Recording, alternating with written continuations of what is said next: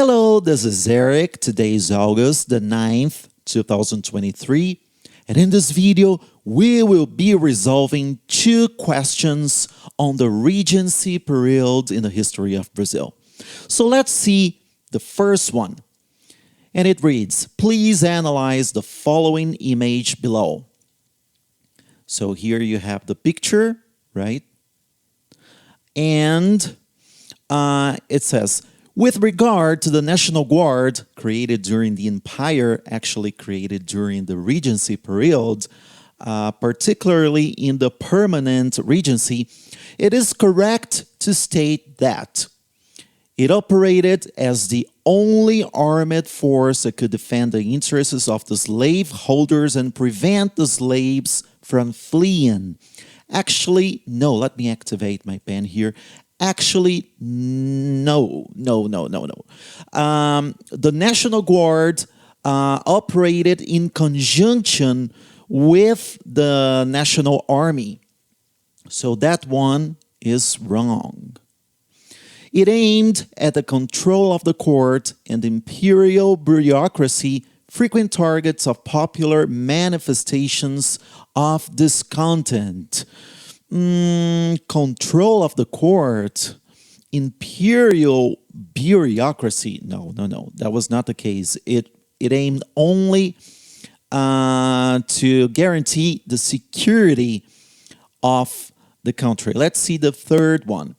Its purpose was to guarantee security and order, defending the Constitution, complying with the laws, and ensuring the integrity of the empire. Yes, that is the correct alternative.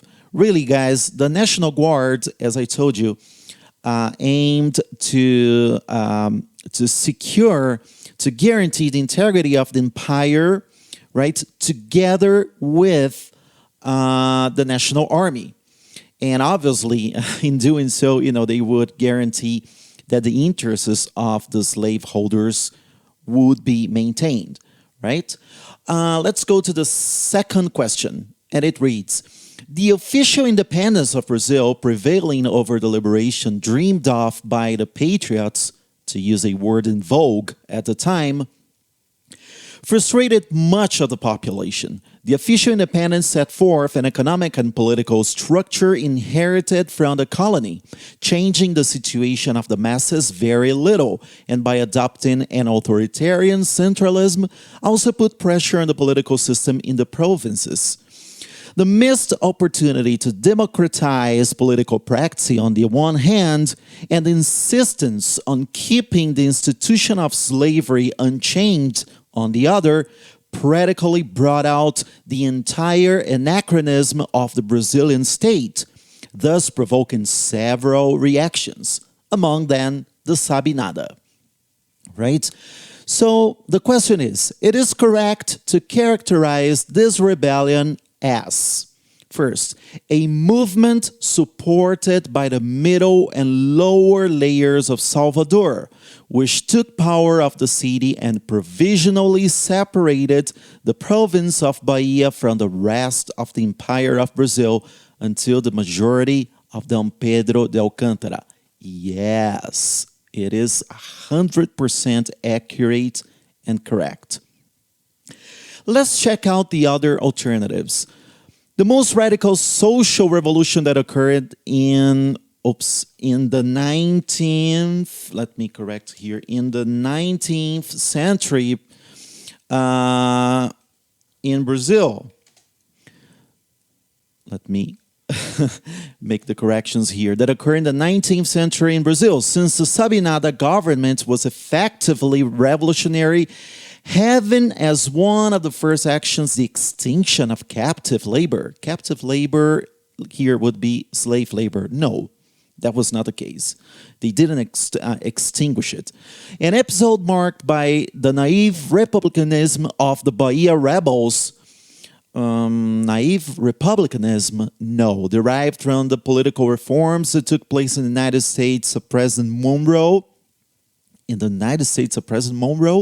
that defended the power coming from the popular classes. No, The popular classes were not defended here.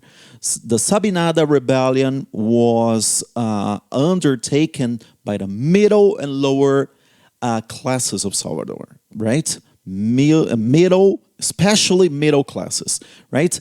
An elitist rebellion supported by the sectors of the Bahia elite? No, not actually, right? A radical liberal revolution inspired by the English parliamentarism, which demanded the immediate convening of a national constituent assembly and a proclamation of a federalist republic. Yes, they aimed at republicanism, but not really inspired by the English parliamentarism, So this part of the alternative is not really accurate.